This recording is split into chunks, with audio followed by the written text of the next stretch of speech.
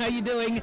I hope you're mzuri sana. It is 12 minutes past 4 o'clock, hanging out right here on the Jam. You can stand by. We're going to be letting you know exactly when you can win your blankets and wine tickets. But right now, we do have a woman who has been described as the Iron Lady, which I think is quite fitting. In 1991, she was recognized by the Human Rights Watch as a human rights monitor. In December of 1995, she was awarded by the Federation of Kenya Women Lawyers, that is FIDA, for advancing the cause of women. And in 1999, the Kenya section of the International Commission of Jurists awarded her, in 1999, the Kenya Jurist of the Year. And in the same year, same month, the Law Society of Kenya awarded her the Legal Practitioners Due Diligence Award. Ladies and gentlemen, we do have in studio with us the Honorable Martha Karua. Karibu sana mheshimiwa. Asante. I must say it's lovely to meet you in person. I don't think I've met you in person.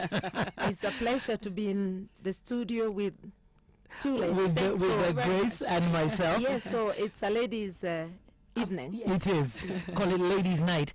Thank you so much for coming. And possibly just to jump right into it, our party nominations were a bit of a sham, if I can call it that. How did NARC Kenya manage to conduct party nominations so smoothly, without any issue, and peacefully, if I may say? How did you achieve that?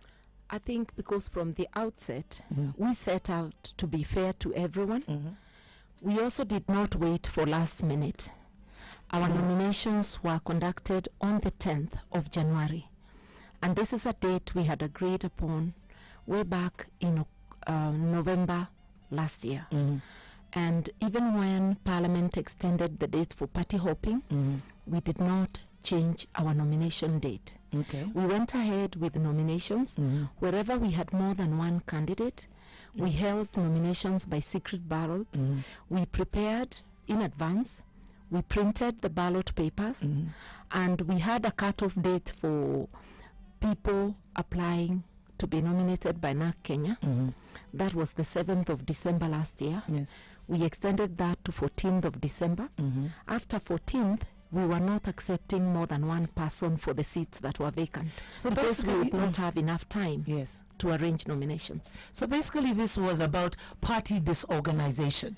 Oh yes, every party can arrange nominations, especially if you're planning to be fair to everybody, no manipulations, even without printed ballots.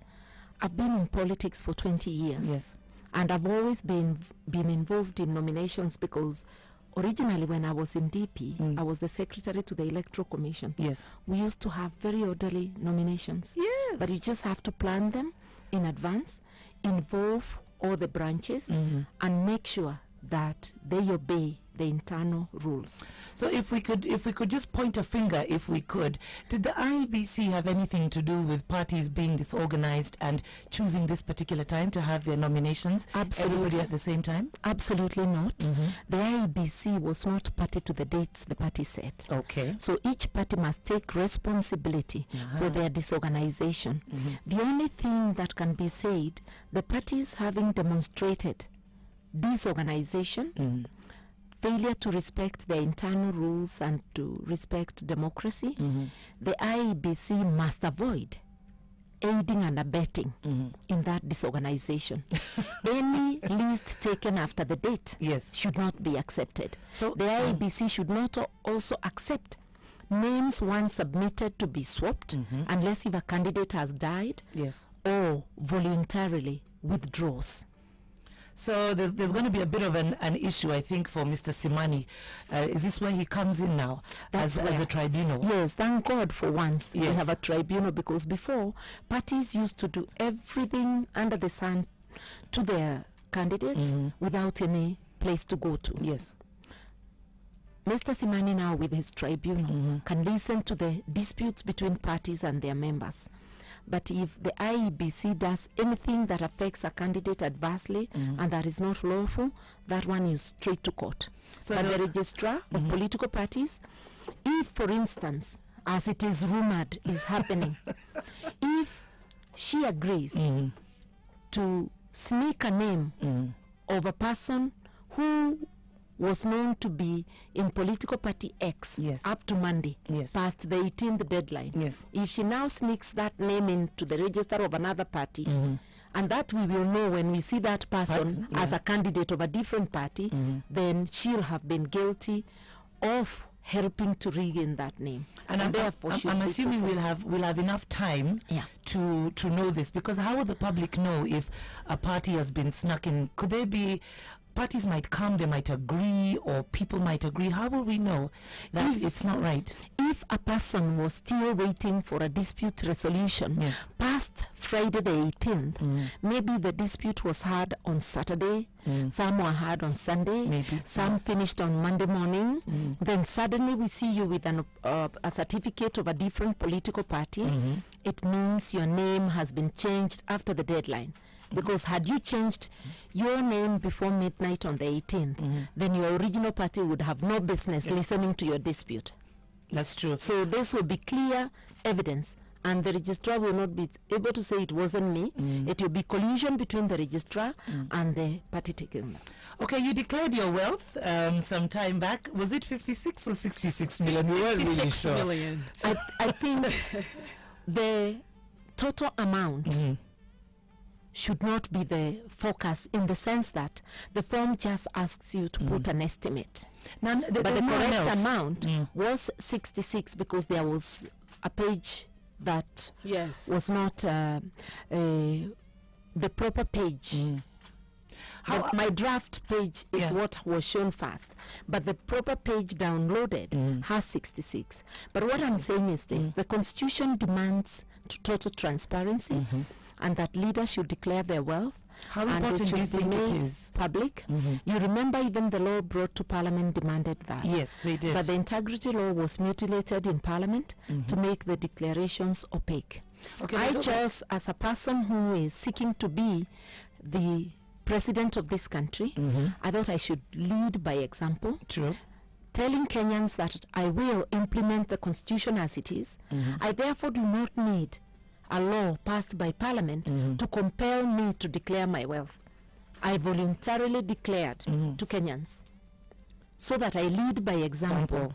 That is how we shall be obeying the Constitution and the laws. Does that mean that they're not obligated to do that? The other aspects? They are obligated, but the Constitution says that Parliament will make laws to enable that. Yes. Parliament made a law that does not make it obligatory. Okay. So the letter and the spirit of the Constitution demands it. The act is contradictory. Actually, if anybody went to court, that part would be declared unconstitutional. Right. You see? Yes. Okay, do I have to be pushed? Yes. That's the question. That's the thing. Okay. We're going to be getting into the integrity clause a little later, because I think being somebody of integrity yourself, we probably want to find out how you feel about the integrity clause not being used to its fullest, or people not really wanting to be as transparent as you are. But possibly just to let us know how you feel about being the first female president of this country. That would be quite exciting. I think that's the question I'll answer you on the 5th. I call you Commander-in-Chief. I'm personally very excited, because it would set a wonderful precedent for this country. Let's be positive and say it will set. It will set a wonderful precedent, but I require your votes for that to be reality. And I can assure you, the feeling that will be foremost is the work ahead. Yes.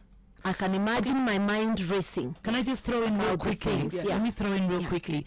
As a mother, as a woman, as a mother, as a sister, as what we call the alpha female, who has to deal with everything in their everyday life, when you become, let me be optimistic, when you become president of Kenya, what are some of the things that you're going to do for women exclusively that we haven't had before? Because we haven't had, obviously, as you can imagine, a docket for the First Lady where she takes on certain responsibilities. How are you going to take care of some of our pressing issues as women? I think by having a ministry that will be in charge of those matters and making sure that that ministry does deliver, because it's one thing to name a ministry and another to enable that ministry to deliver. Yes. And I think one of the things is that we have had problems affecting the 1/3 gender rule. You can just imagine, I won't have to be reminded. Yes, you will. There will be no pushing, and there will be no excuses. We will obey the Constitution, just like I did declaring my wealth without a gun on my head. Yes. We will implement the 1/3 rule without any gun on my head. And that goes also for all other sectors, for the youth, for the marginalized, for everyone. All right, so we're going to take a quick break right now and go into the business news. Then when we come back, we'll be dealing with issues of your party manifesto and how you intend to improve this country. Okay. All right, we do have in studio with us the Honorable Martha Karua, and she is running for the presidency of this country, the only female candidate that we do have. How do you feel about it? Send in your questions to the Jam984 0720 984 94 0734 984 984, and we shall be asking Mheshimiwa these questions and also reading out some of your answers. 23 minutes past 4 o'clock with Orange. Discover unlimited internet on your phone, modem or flybox. Unlimited changes with Orange. Today, changes with Orange. In studio with us, we do have our first female presidential candidate in this 2013 running, the Honorable Martha Karua. Once again, welcome to the Capital Studios, and having a nice chat there with one Grace Makosewe, who's also here. And just before we go into the heavy stuff, you announced your running mate, Augustine Lotodo. Can you just let me know why you selected him? There's a lot of speculation on who you would select. Why Augustine Lotodo? Because he fitted the position. I was looking for somebody who shares my ideals, who is a party member, who believes in this country the way I do, someone committed, someone with unshakable loyalty to both the party and to those ideals, and he fitted the bill. And he's from a marginalized community. Yes, he is. So this is during your tenure. Are the marginalized communities going to get more assistance than they've gotten before? Yes, and the Constitution actually decrees that, because we even have the Equalization Fund in clause 204, which allows the government to spend more money accelerating development in those areas. Okay. But more so, the message we are sending out there is that we must evaluate each other. Yes. With who, on the basis of who we are, what we stand for, not the community you come from. Yes. Not the mother tongue you speak. Yes. Now Kenya is not doing tribal arithmetic for purposes of this election. But we are not assuming that an individual can control a community. That is true. We look at individuals and we'll go out there and campaign, and that's how we have conducted our campaign so far, and those are some of the factors that influenced the appointment of running mate. Okay, Grace had you and Mheshimiwa were having a nice chat. Yes. So Grace might have a question. It was about Korogosho, and Yeah, this is because it was a story about you and your campaign entourage having been, I used the word mugged, but you said it wasn't mugged. But I'm asking the question on the angle of the culture of violence in the youth, and how we can change that per se, even to make sure that nothing like that happens in March. I just want to say that we had 2 very successful meetings in Korogosho, and then as we were leaving, the youth, a section of the youth became rowdy, demanding money. I got out of my vehicle and I spoke to them, and I told them that we can't always adopt force as a means. Yes. Because they were trying to prevent us from leaving. Well, that was brave. And they listened to me. Yeah. They escorted me back to my car and we left. But by then, I later learned when we got to Babadogo police station that people in my entourage, some had lost, 3 ladies had lost their chains. Oh no. And one guy from a certain media house had lost the stand for the camera and the bag. And, you know, these were just taken in the course of all that. And when I look at it, I actually empathize with the youth, because we the politicians are to blame. Other politicians had been there before us, not just on that day, but on many occasions. And nothing happened? And they knew that anytime a politician comes around, they come with bags of money.